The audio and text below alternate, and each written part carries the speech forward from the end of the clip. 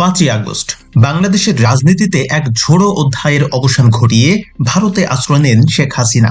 দিল্লির নিরাপদ আশ্রয়ে তিনি যখন নিভৃতে দিন কাটাচ্ছেন, ঠিক তখনই আকাশ থেকে পড়ল এক চাঞ্চল্যকর খবর। নিউ দিল্লি পোস্টের সাংবাদিক এম এ হোসেনের একটি প্রতিবেদন দক্ষিণ এশিয়ার ভূ রাজনীতিতে ভূমিকম্প সৃষ্টি করেছে। দাবি করা হচ্ছে, দিল্লির কড়া পাহারাতেও শেখ হাসিনা নিরাপদ নন। তুরস্কের তুখোড় গোয়েন্দা সংস্থা MIT নাকি তাকে ঘিরে বুনছে এক মরণঘাতী জাল। আর এই অপারেশনের কেন্দ্রে রয়েছেন জিম নামের এক রহস্যময় বাংলাদেশি যুবক। আজকের ভিডিওতে আমরা উন্মোচন করব এই গোপন অপারেশনের নেপথ্য কাহিনী। কেন তুরস্কের গোয়েন্দা সংস্থা ভারতের মাটিতে সক্রিয় হবে? বিশ্লেষকরা বলছেন, গত এক দশকে বাংলাদেশের সঙ্গে তুরস্কের সম্পর্কের পারদ ওঠানামা করেছে। বিশেষ করে আন্তর্জাতিক অপরাধ ট্রাইব্যুনাল নিয়ে আঙ্কারার অবস্থান ছিল ঢাকার ঠিক বিপরীতে। এম এ হোসেনের প্রতিবেদনে দাবি করা হয়েছে, তুরস্কের ন্যাশনাল ইন্টেলিজেন্স অর্গানাইজেশন MIT এখন সরাসরি শেখ হাসিনার উপর নজরদারি চালাচ্ছে। তাদের লক্ষ্য নাকি অত্যন্ত গভীর, ভারতের মাটিতেই হাসিনাকে এমন এক পরিস্থিতিতে ফেলা যা দিল্লির জন্য হবে চরম অস্বস্তির। কিন্তু প্রশ্ন হলো, তুরস্ক কেন নিজের ড্রোন বা প্রযুক্তি বাদ দিয়ে এক বাংলাদেশি যুবককে দাবার ঘুঁটি হিসেবে ব্যবহার করছে? এই পুরো গল্পের সবচেয়ে রহস্যময় চরিত্র হলো জিম।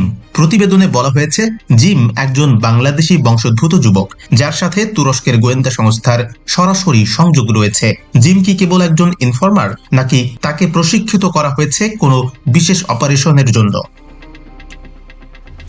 দাবি করা হচ্ছে, জিমকে ব্যবহার করে ভারতের নিরাপত্তা বলয়ের ভেতরে ঢোকার চেষ্টা করা হচ্ছে।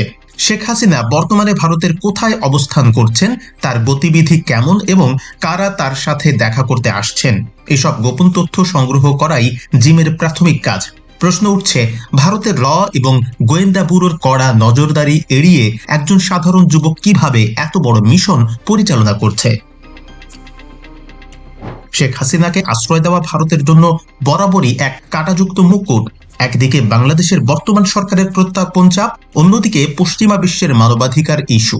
এর মাঝেই তুরস্কের মতো এক শক্তিশালী মুসলিম দেশের গোয়েন্দা তৎপরতা ভারতকে কূটনৈতিকভাবে বেকায়দায় ফেলতে পারে। প্রতিবেদনে ইঙ্গিত দেওয়া হয়েছে, যদি শেখ হাসিনার অবস্থান বা নিরাপত্তা নিয়ে কোনো বড়সড় অঘটন ঘটে, তবে আন্তর্জাতিক অঙ্গনে ভারতের ভাবমূর্তি মারাত্মকভাবে ক্ষুণ্ণ হবে। তুরস্ক কি তবে পরোক্ষভাবে বাংলাদেশের বর্তমান রাজনৈতিক পরিস্থিতিকে প্রভাবিত করতে চাইছে, নাকি এর পেছনে লুকিয়ে আছে অন্য কোনো তৃতীয় পক্ষের স্বার্থ?